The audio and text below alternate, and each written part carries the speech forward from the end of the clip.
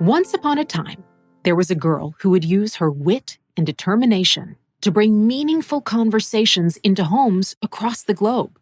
Her name is Arianna. Arianna grew up in Athens, Greece in the 1950s, where she lived in a one-bedroom apartment with her mother Ellie and sister Agapi. Arianna's mother had never gone to college, but she loved to read and had taught herself 4 languages. When Arianna was young, she was often found sitting at their kitchen table, devouring her mother's delicious cooking and talking about Greek philosophy. Arianna admired her mother and wanted to be brave like her. Ellie had once been in the Greek resistance, which secretly fought against the Nazis during World War II. She had also taken a huge risk when she separated from Arianna's father, raising Arianna and her sister mostly on her own. Armed with her mother's endless advice and stacks of books, Arianna wanted to take risks for what she believed in. And more than anything, she wanted to be fearless.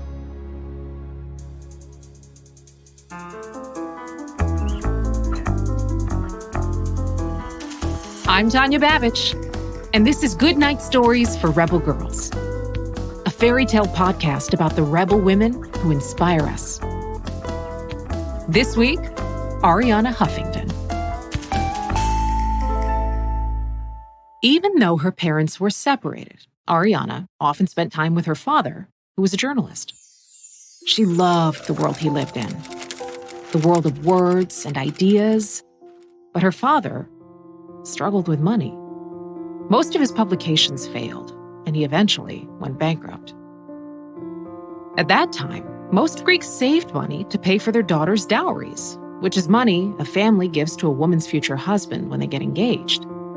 But Ellie, Arianna's mother, told her daughters, "Your education is your dowry." Unable to rely on her former husband's income, Ellie borrowed money from family members, sold her gold earrings, and even sold the family's beautiful heirloom rugs. After paying for bills and groceries, she put whatever she could toward her daughter's education.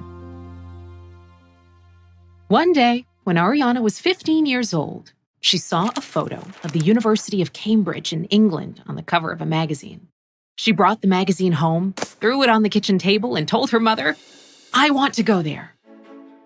When she told her friends she wanted to go to Cambridge, they told her it would never happen. It would cost a lot of money, and the entrance exams were very difficult, and Arianna spoke no English. But her mother didn't laugh. Her mother said, "If you want to go there, let's see how we can make it happen." Her mother never doubted her.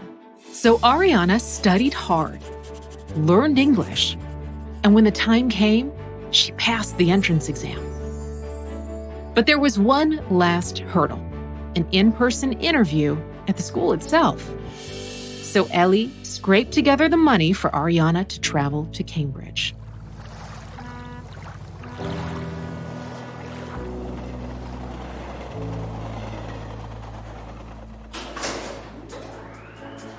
In the elevator, going up to the interview, there were 11 other young women. One of them said, "Well, one of us is going to get in. That one is going to be me." Anxiety and self-doubt bubbled up inside of Arianna. But then she heard her mother's voice in her head.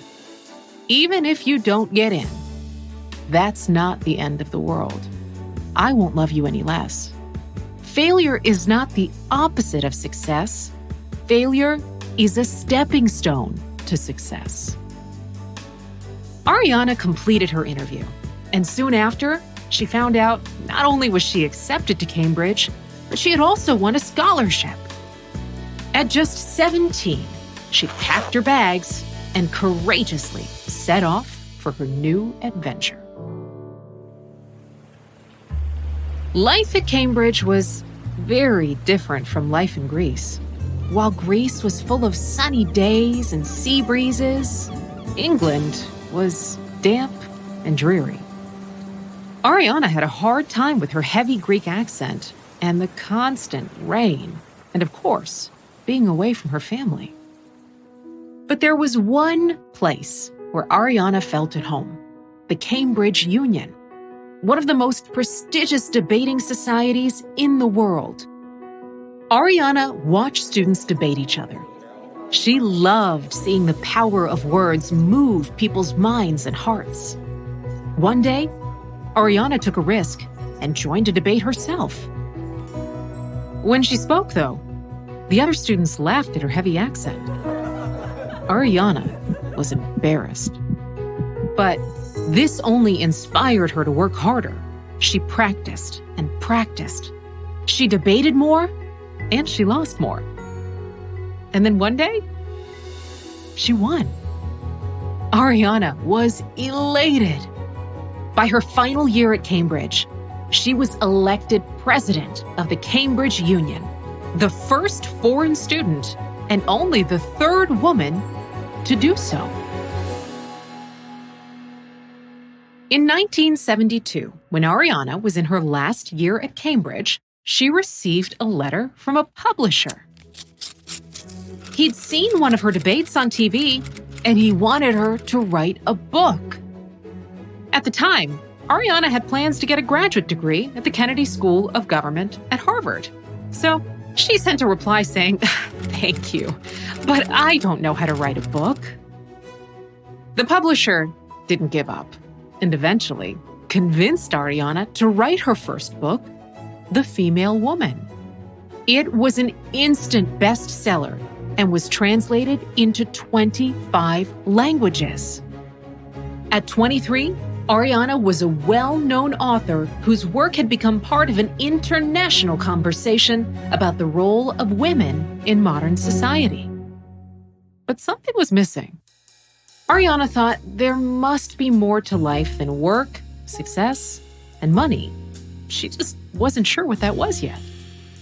She worked hard on a second book, but when she sent it out to publishers, it was met with rejections. A lot of them, 37 to be exact. She finally got a yes on number 38. She was also deeply in love with a brilliant writer and theater critic, Bernard Levin. They stayed together for 7 years and loved each other fiercely. But as time went on, one very important difference drove them apart. Arianna wanted children. Bernard wanted cats. Arianna came to the realization that she needed to move on. And for her, moving on meant leaving London. It would be too hard to stay in the city that held so many of their memories. So, Arianna took another chance and decided to build a new life for herself in the United States.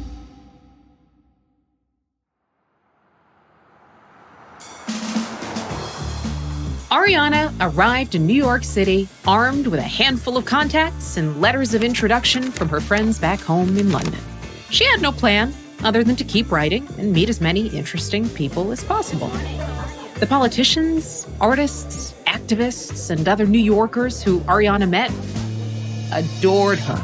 People were drawn to her bright smile, her quick wit, and the intense way she looked at them when they spoke, as if they were the only person in the world.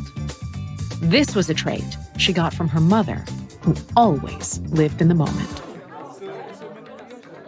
The more people Arianna met, the more interested she became in politics. That interest was only fueled by her marriage to Michael Huffington. Michael and Arianna were introduced by a mutual friend, and they connected instantly over their spirituality and their drive to find meaning and purpose in life. After they married in 1986, Michael turned his eye toward politics, and in 1992 was elected to the U.S. House of Representatives. Arianna embraced her new role as a politician's wife, but one of her greatest dreams had also come true. She had given birth to 2 baby girls. But after 11 years together, her marriage to Michael fractured, and in 1997, they divorced. As Arianna's career rocketed ahead, she suffered other personal losses. In 2000, Arianna's parents died within months of each other. A few years later, Bernard Levin, her former partner who had continued to be one of her best friends, passed away. Arianna ached from each loss. She was especially heartbroken by the death of her mother, who had always been her greatest cheerleader.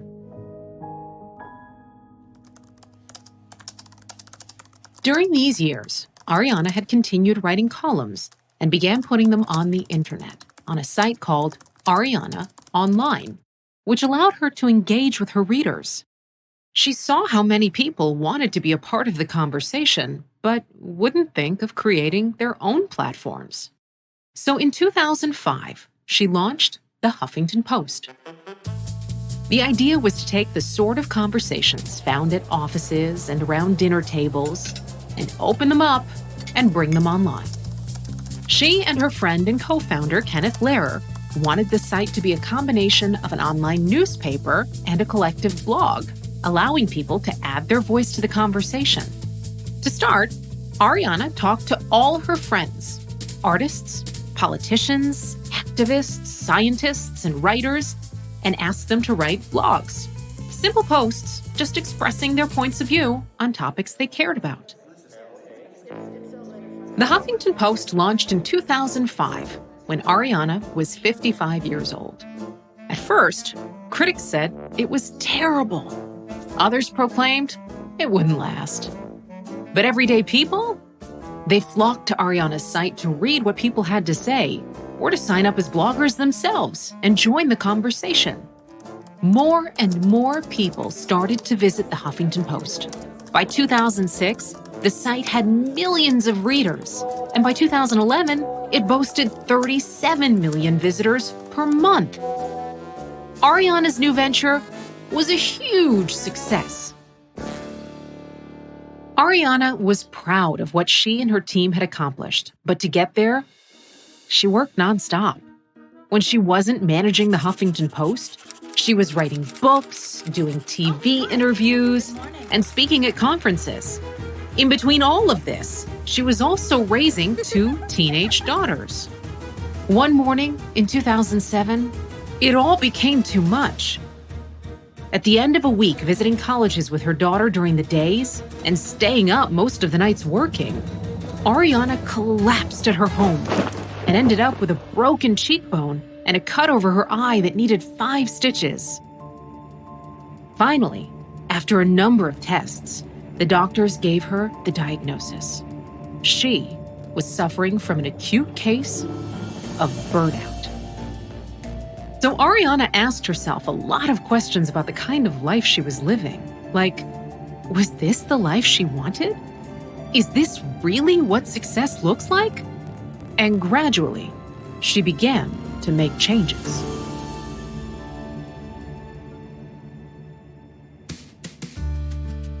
Arianna kept running the Huffington Post, but she also started exploring bigger questions. She was passionate about helping people to live better lives. She wrote 2 books about it that were instant bestsellers. And then she realized it was time to make another leap. She left the Huffington Post to launch Thrive Global, where she helps people to boost both their well-being and productivity. At the heart of the new adventure was one simple question, one that Greek philosophers often wrestled with. The question was, what is a good life? In her work and every aspect of her life, Arianna continues to seek out the answer to this question. She has published 15 books, is a world-renowned speaker, and has now launched and run 2 successful companies. In all her big ventures, career moves, and leaps into the unknown, Arianna has carried her failures and successes with her and learned to embrace them both. When we are fearlessly who we are, she says, we don't need external validation. Just an opportunity to express ourselves, live fully, and serve the world.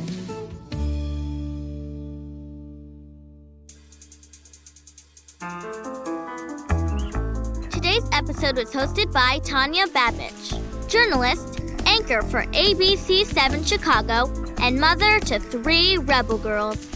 This podcast is a production of Rebel Girls and Boom Integrated, a division of John Marshall Media. It's based on the book series Goodnight Stories for Rebel Girls. Our executive producers are Jess Wolfe and Katie Sprenger. This season was produced by John Marshall Cheary, Sarah Storm, and Robin Lai. Corinne Peterson is our production manager. This episode was written by Alexis Stratton and edited by Katie Sprenger. Proofread by Ariana Rosas. Original theme music was composed and performed by Elettra Bargiacchi, who has also sound designed this episode. Mattia Marcelli was the sound mixer. Until next time, stay tuned and stay rebel!